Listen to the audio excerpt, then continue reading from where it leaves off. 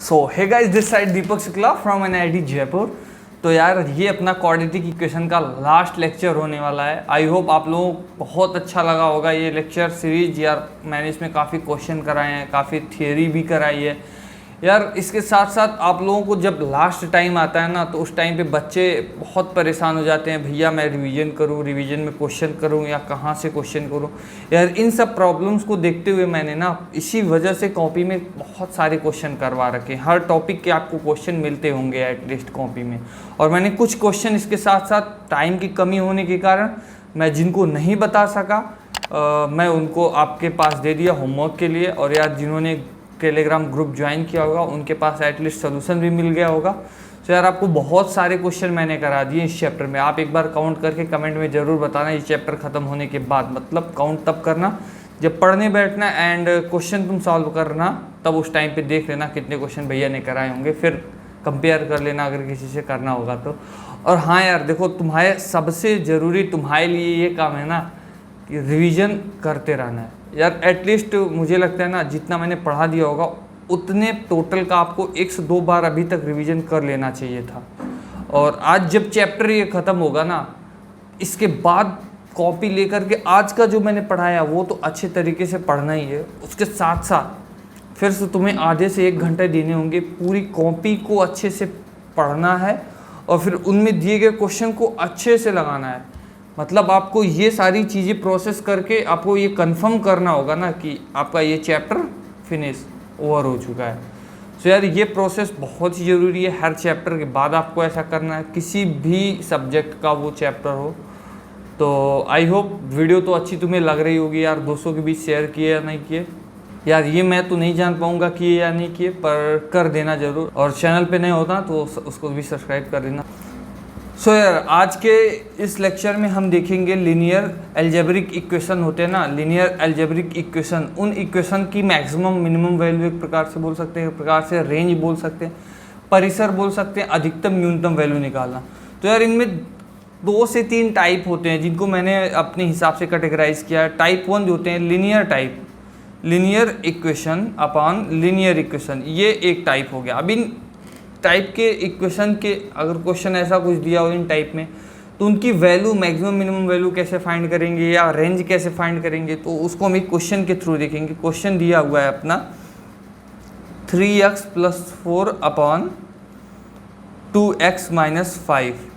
यार ये क्वेश्चन है। अब इसका बोला है मैक्सिमम मिनिमम वैल्यू निकालो, तो मैं बोलूँगा इसका मैं y मान लेता हूँ और इसके थ्रू ही मैं मैक्सिमम मिनिमम वैल्यू फाइंड करूँगा। तो यार चलो मैं देखूँगा, मुझे y की वैल्यू चाहिए होगी। मैं बोलूँगा थोड़ा सा सब्र करो भाई, मैं 3x + 4 है ना, पूरे इक्वेशन को उस साइड मल्टीप्लाई कर दूँगा, 2x - 5 साइड हो जाएगा। और मैं यहाँ से x की वैल्यू y के टर्म में निकालूँगा। 3x - 2yx = -5y + 4। अरे बोलो समझ में आया या ना आया? आ गया होगा। -4। मैं यहाँ से x कॉमन लेता हूँ और निगेटिव भी कॉमन लेता हूँ इस साइड से। निगेटिव भी कॉमन ले लिया मानो, तो इधर क्या बचा? 2y - 3 = 4 + 5y। और निगेटिव यहाँ से कॉमन लिया, निगेटिव निगेटिव कैंसिल हुआ, तो x बराबर हमारा आ रहा है 5y + 4 अपॉन 2y - 3। ये कुछ अपना x की वैल्यू आ रही है, x का वो आ रहा है, मतलब टर्म आ रहा है। और यहाँ पर हमें क्या था? x is related to real number -5/2। अब यार मैंने ऐसा क्यों लिखा? क्योंकि 5/2 पे ये वैल्यू 0 हो जाती। 0 किसी की भी अगर हम नीचे हर में डिनोमिनेटर इंग्लिश, यार मुझे इसका पता नहीं, बहुत कन्फ्यूज रहता था। तो उसमें जब वैल्यू 0 आ जाती है ना, तो वो इन्फिनाइट पहुँच जाता है, तो वहाँ पर प्रॉब्लम क्रिएट करेगा। तो इस वजह से मैं 5/2 को रिमूव कर दिया। अब यार ये अपना एक पार्ट बचा, x बराबर इतना। तो अब यहाँ से मुझे दिख रहा है y।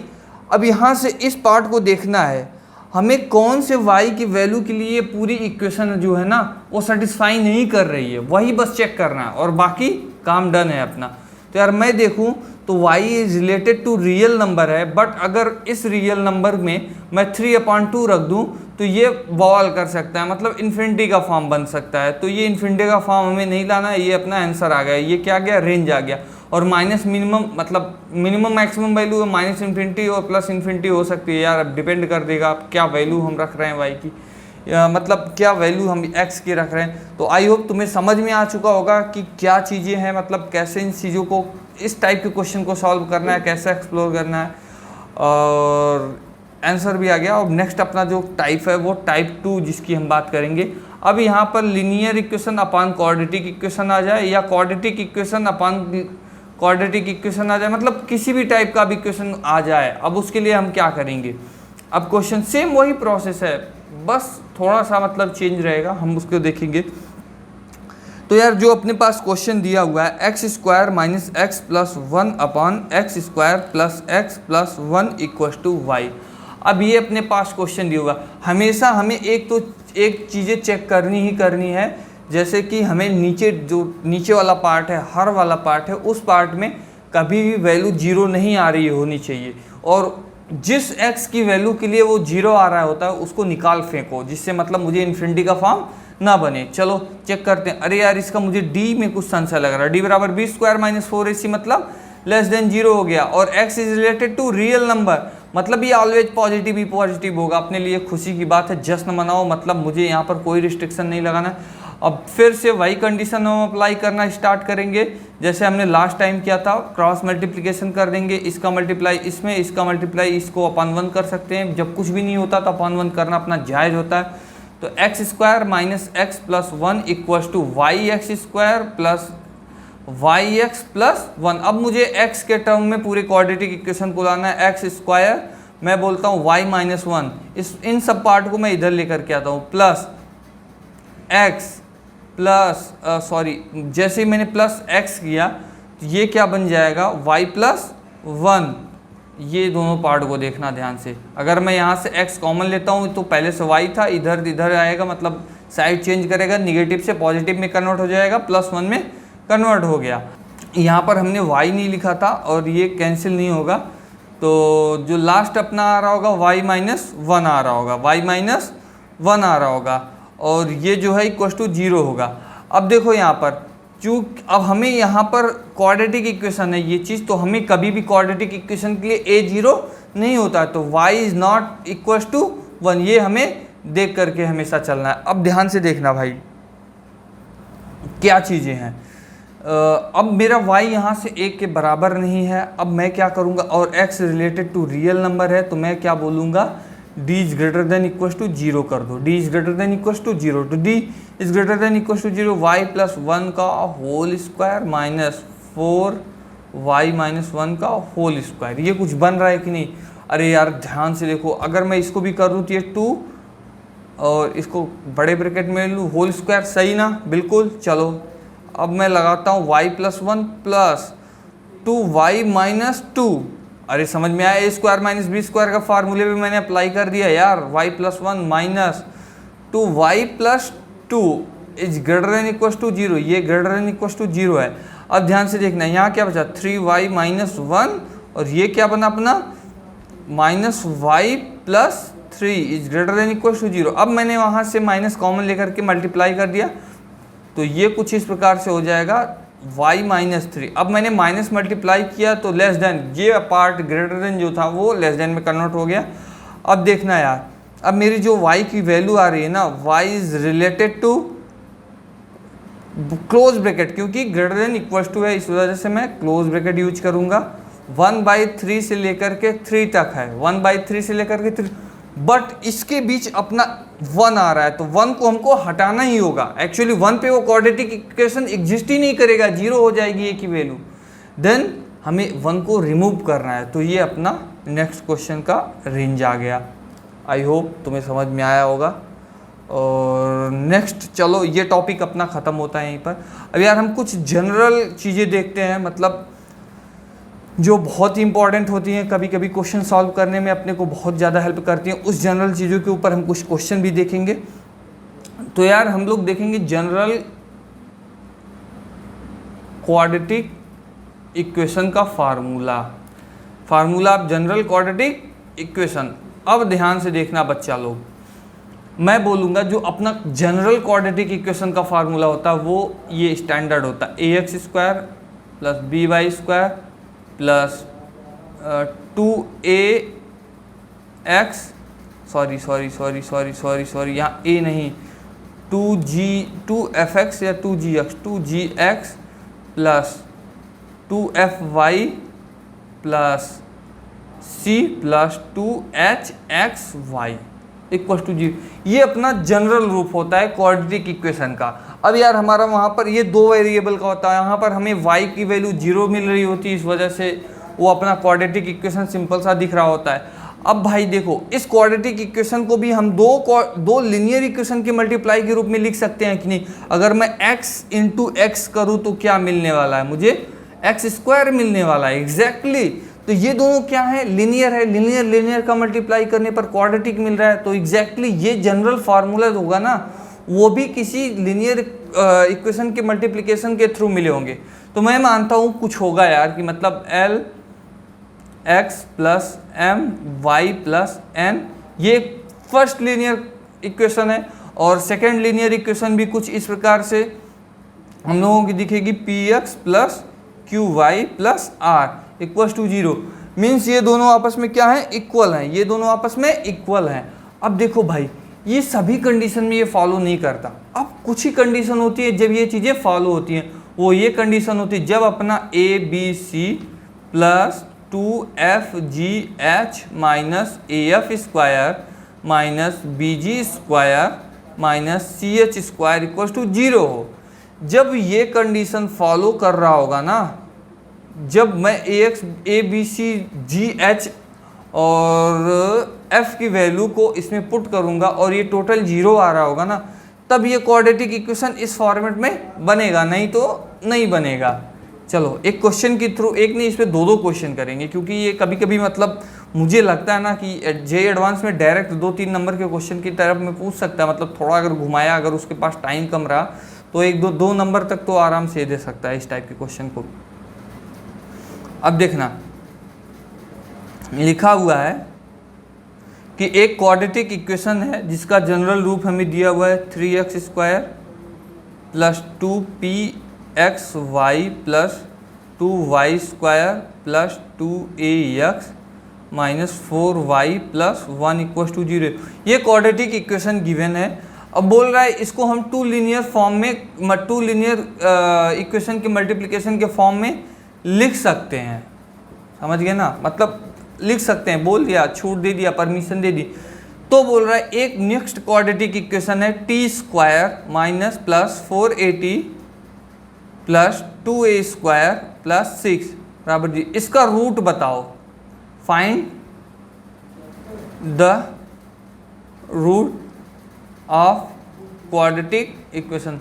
अब भाई दिमाग क्यों नहीं खराब होगा यार, इन दोनों में क्या रिलेशन है। मतलब इस क्वेश्चन को बोल दिया दोनों आपस में मल्टीप्लिकेशन, ऐसे मतलब लिनियर इक्वेशन मल्टीप्लाई हो जाएंगे, ये अप्लाई होगा, तो इसका रूट बताओ। मतलब कुछ भी बोले चले जा रहे हैं, ना कोई रिलेशन दिख रहा है ना कुछ दिख रहा है। मतलब मैं क्यों इनको परेशान करूं, मतलब क्यों ट्राई करूं इस चीज़ को। तो यार बेसिकली अब देखो, जब कुछ नहीं दिया होता ना तो उसी में सब कुछ होता है। तो यार यहीं से हम अपना स्टार्टिंग करेंगे और अंत तक पहुँचेंगे। यार मैं बोलूँगा ए की वैल्यू, चलो पहले मतलब उस कंडीशन को अप्लाई कर लेते हैं जो भगवान का दिया हुआ है। तो ए इक्वस टू क्या आएगा 1, B equals to 2, C equals to 1 और H equals to P, G equals to A, अरे सब कुछ तो मिल गया यार, एफ इक्वस टू -2। और यार जब हमें ये सारी चीज़ें मिल गई तो अपने को क्या वही तो बस पुट तो करना है ना, a b c plus 2fg minus a f square minus b g square minus a f square minus b g square, पीछे मुड़कर देख के माइनस सी एच स्क्वायर बराबर 0। अब देखो ये अपना मतलब जो फार्मूला था वो था। अब इसमें हम पुट करते थे 3 into 2 into 1 plus 2 into minus 2 into 2 minus 2 A P minus, अब अगर यहाँ पर देखें ए इंटू ए क्या है 1, ए इंटू एफ कितना है A into 3 into 2 square minus 2 into A square minus 1 into P square बराबर 0। अब यार इसे हम सॉल्व करेंगे तो हमें कुछ 6, 3 2 6 -4AP, 3 3 2 2 4, 4 3 12, 12 -2A² -P² बराबर 0। अब मैं निगेटिव का मल्टीप्लाई करूंगा तो ये कुछ इस फॉर्मेट में बनेगा, P² + 4AP + 2A² + 6 बराबर 0। अब यार ये ध्यान से देखना, मैं अपने लास्ट पड़ाव पे आ गया। मैं बोलूँगा जब कुछ नहीं दिया होता तो भगवान का दिया हुआ सब कुछ होता है। भाई देखो, अगर इस और इस इक्वेशन को हम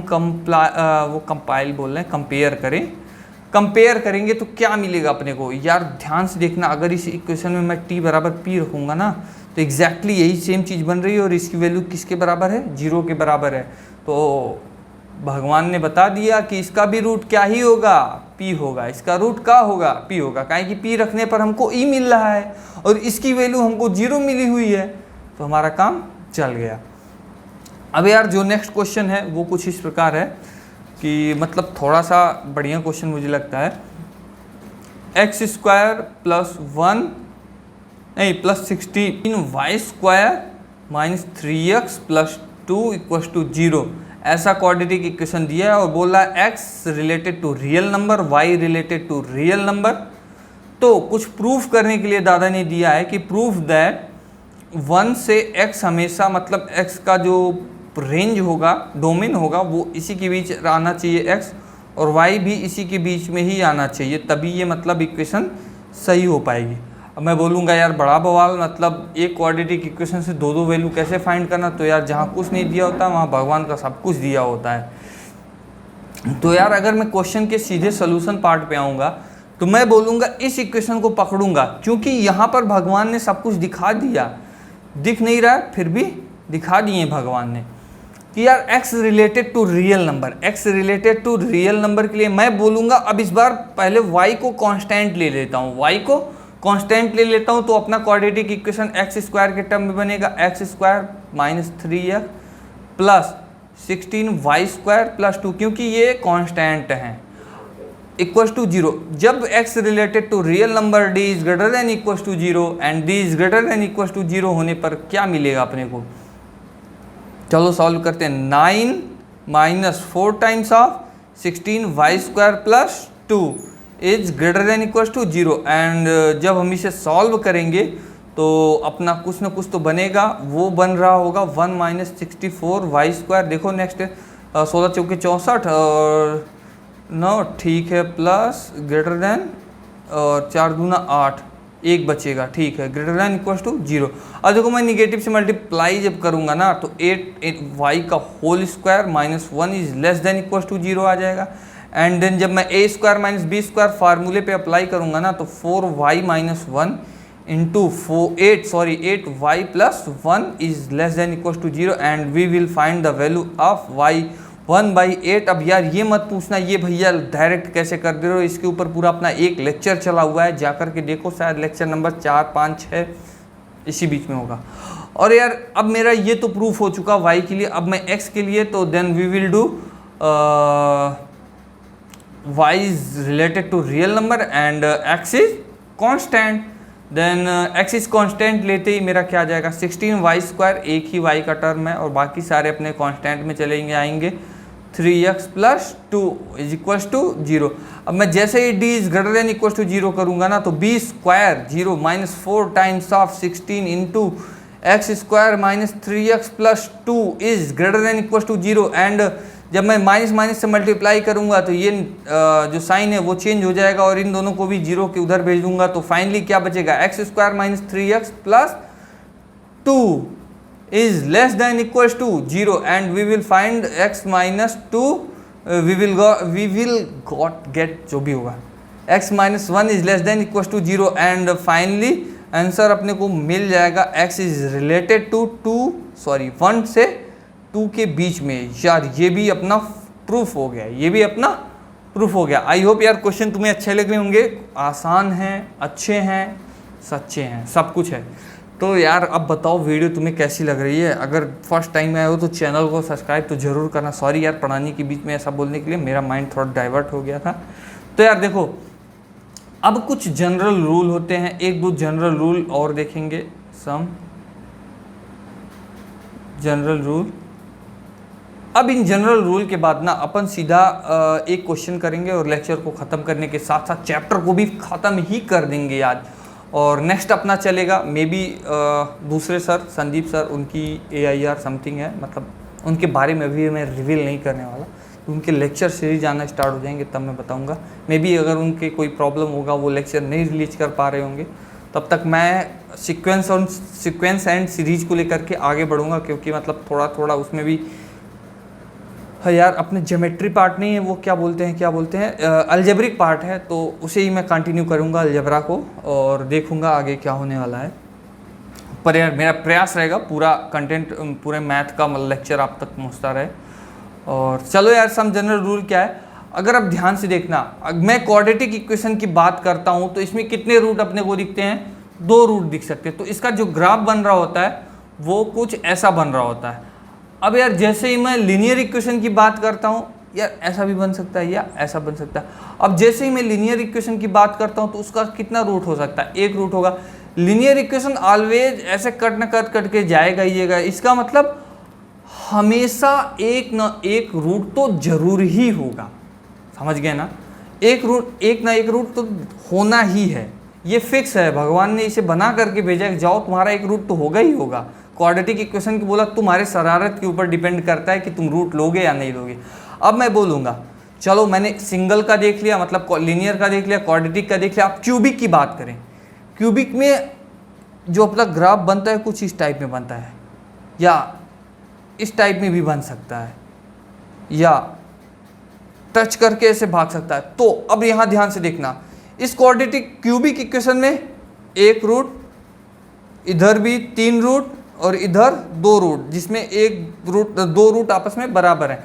अब यार क्वाड्रेटिक में भी यही कुछ फंडा हो रहा है कि मतलब एटलीस्ट एक मिलेगा ही मिलेगा, और बाकी सबकी जिम्मेदारी नहीं है, एक तो मिलेगा ही मिलेगा, ये फिक्स है। अगर मैं 4th पावर की इक्वेशन में जब जाऊंगा ना तो वो कुछ अपना इस प्रकार से बन रहा होगा। अब यार इस प्रकार से भी बन सकता है और इस प्रकार से भी बन सकता है, और जस्ट उस टच करके भी जा सकता है। अब क्या, अब इसमें भी शरारत हो गई ना यार, मतलब मिल सकता है नहीं मिल सकता। तो मुझे क्या फाइनल एक कंक्लूजन क्या मिल करके आ रहा है, जितने भी इक्वेशन की पावर इवन होगी उनके रूट होंगे या नहीं होंगे ये हम कुछ कह नहीं सकते। रियल रूट की बात चल रही है, क्योंकि इमेजिनरी रूट सबके होते हैं। अब देखो, अब मैं बात करूं जितने भी ऑड इक्वेशन होते हैं, ऑड पावर की इक्वेशन होती है, उनके एट लीस्ट मतलब कम से कम एक रूट तो जरूरी होता है, कम से कम एक रूट तो जरूरी होता है। ये बहुत इंपॉर्टेंट चीज़ हो जाती है। कभी कभी जे एडवांस के क्वेश्चन में ऑप्शन में ये चीज़ें थोड़ा सा मिक्स कर देती है। एक फंक्शन को दे देगा, क्रिटिकल फंक्शन होगा, और उसको जस्ट एनालाइज करने से, देखने से आपको ये सारी चीज़ें पता लग जाती हैं। तो ये कंसेप्ट आप जानते रहेंगे तो उस टाइप के क्वेश्चन के आराम से क्रैक कर सकते हैं। अब यार इसी कंसेप्ट के आधार पे दूसरा, अगर मेरा कोई फंक्शन f(x) गिवन है और f ऑफ x1 पे इसकी वैल्यू क्या आ रही है, निगेटिव, और f ऑफ x2 पर इसकी वैल्यू क्या आ रही है, पॉजिटिव। अब ध्यान से देखना, मेरा ये फंक्शन है, ये x1 पार्ट है, ये x2 पार्ट है। यहाँ पर फंक्शन की वैल्यू निगेटिव है और यहाँ पर फंक्शन की वैल्यू पॉजिटिव है, मतलब ये फंक्शन या भी लिनियर हो सकता है, क्वाड्रेटिक, क्यूबिक, किसी भी प्रकार से हो, बट एटलीस्ट x1 और x2 के बीच में उसका एक रूट लाई करेगा, क्योंकि वो पॉजिटिव से निगेटिव कन्वर्ट हो रहा है। तो यार ये भी बहुत इंपॉर्टेंट कंसेप्ट है। अगर हमारे किसी फंक्शन के 2 वैल्यूज के लिए पॉजिटिव निगेटिव फंक्शन दे रहा है, तो उन दोनों x की वैल्यूज के लिए, उन दोनों x की वैल्यूज के बीच में अपना एक वैल्यू लाई करेगा।